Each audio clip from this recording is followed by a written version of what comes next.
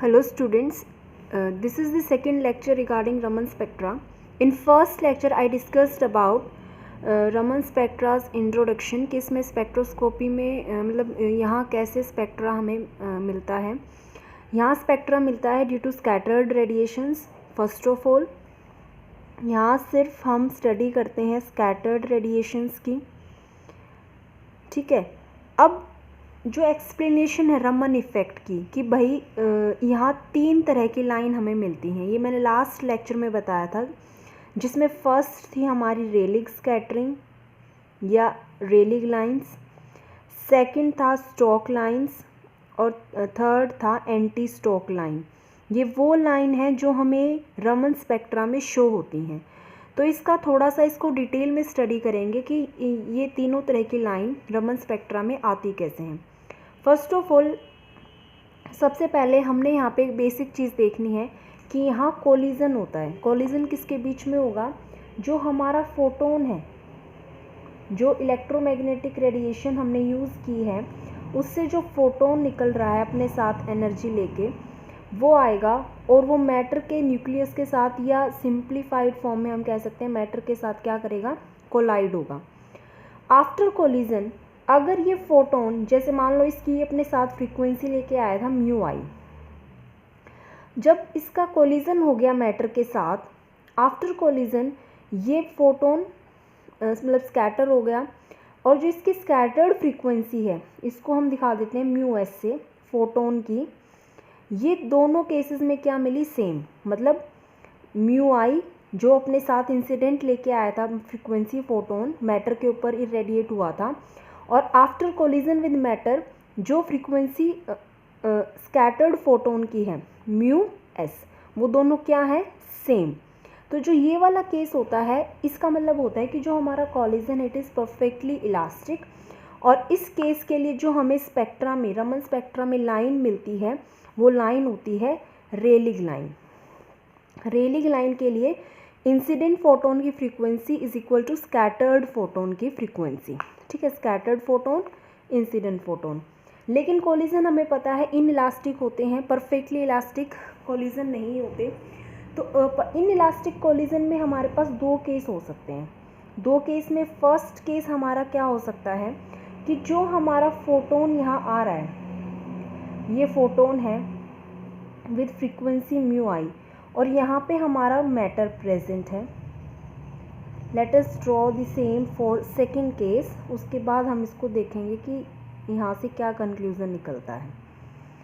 तो एक केस ये हो सकता है कि जो ये फोटोन है अपनी कुछ एनर्जी इस मैटर को ट्रांसफ़र कर दे। तो जब ये एनर्जी ट्रांसफ़र होगी मैटर, तो मैटर की एनर्जी क्या हो जाएगी? इंक्रीज़, और फोटोन की एनर्जी क्या हो जाएगी? डिक्रीज़। तो energy is directly proportional to frequency. तो इसका मतलब जब ये फोटोन अब स्कैटर्ड होगा तो ये अपने साथ जो फ्रीक्वेंसी लेके जाएगा mu S, it is lower than mu I, क्योंकि इसने यहाँ पे कुछ एनर्जी ट्रांसफ़र कर दी, किसको? मैटर को, ठीक है। ये हो गया।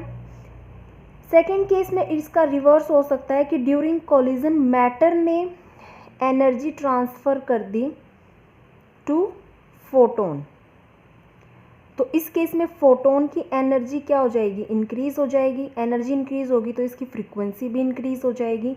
इस केस में जो ये अब निकलेगा बाहर स्कैटर्ड फोटोन, वो mu S will be greater than mu I. ये फ्रीक्वेंसीज़ हैं फोटोन्स के लिए। तो जो ये वाला केस है जिसमें स्कैटर्ड फोटोन की फ्रीक्वेंसी कम होती है इंसिडेंट फोटोन से, वो हमारा केस कौन सा होता है? इसके लिए हमें मिलती हैं स्टोक लाइंस और इस केस के लिए मिलती हैं एंटी स्टोक लाइंस। तो यहाँ पे जो इसका प्रिंसिपल है जो इसको एक्सप्लेन करता है वो हमारा क्या है? Law of conservation of energy. Law of conservation of energy, क्योंकि उसी के अकॉर्डिंग हमने यहाँ पे क्या स्टडी किया है? Reorganization of energy. यहाँ तो कोई एनर्जी में चेंज नहीं हुआ था, सेम ही रहा था, यहाँ चेंज हो गई। लेकिन हमें पता है law of conservation of energy कहता है total energy remain conserved, total energy remain constant या कंजर्व्ड।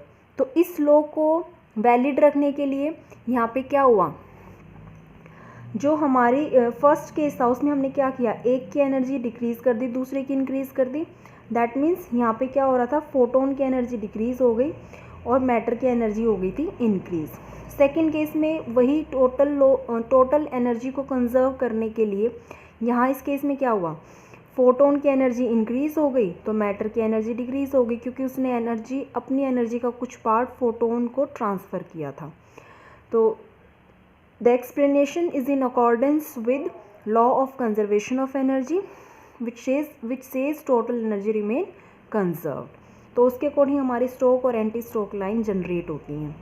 इसको एक डायग्रामेटिक रिप्रेजेंटेशन के साथ भी देख लेते हैं। अब फर्स्ट केस में हमारा क्या था, इसको सेंटर में दिखाते हैं, mu i equal to mu s which is Rayleigh scattering.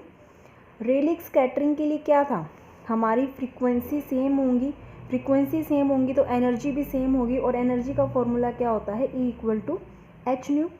तो ये बस यहाँ पे हमने शो करना है, जैसे ये एक्साइट हुआ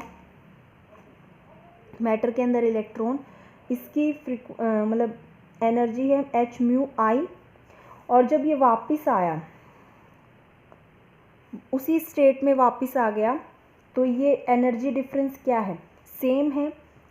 ये स्कैटर्ड बीम के लिए है एच म्यू एस, तो यहाँ पे एच म्यू आई और एच म्यू एस दोनों क्या है, एग्जैक्टली सेम। तो ये रेलिक स्कैटरिंग हो गई। सेकंड केस स्ट्रोक लाइन के लिए। स्ट्रोक लाइन के लिए जो स्कैटर्ड होगी रेडिएशन, उसकी फ्रीक्वेंसी क्या होगी, कम होगी, ठीक है, या स्कैटर्ड रेडिएशन की एनर्जी कम होगी। तो उसको दिखाने के लिए जैसे ये इंसिडेंट हो गया विद एच न्यू आई, अब स्कैटर्ड के लिए हमें कम दिखानी है, तो इसको हम इस ढंग से डिपिक्ट कर सकते हैं कि ये इस लेवल पे आके रुक गया n इक्वल टू 1 के लिए। तो आप देख सकते हैं energy difference, H new I is much greater than H nu S. तो यहाँ से हमें जो लाइन मिलेगी वो मिलेगी स्ट्रोक लाइन। थर्ड रिप्रेजेंटेशन ये हो सकती है कि हमें यहाँ पे म्यू आई को लेस देन दिखाना है म्यू एस से, ठीक है। तो ये हम इस ढंग से दिखा सकते हैं कि n इक्वल टू 0 से ना स्टार्ट होके n इक्वल टू 1 से स्टार्ट हुआ एब्जॉर्प्शन, ये हो गया, और यहाँ पे आ गया एच न्यू आई, और जब ये वापस आया तो ये ग्राउंड लेवल पे आ गया h nu S. As you can see here energy difference for incident case is less as compare to scattered case, तो mu I is less than mu S. ये डायग्रामेटिक रिप्रेजेंटेशन है जो तीनों cases को, तीनों स्कैटरिंग को show करता है। अगर आपको इस टॉपिक से रिलेटेड कहीं डाउट है then you can ask the same in comment section. Here I have completed the explanation part. In the next video we will see selection rules for Raman spectroscopy. So thank you students and have a nice day.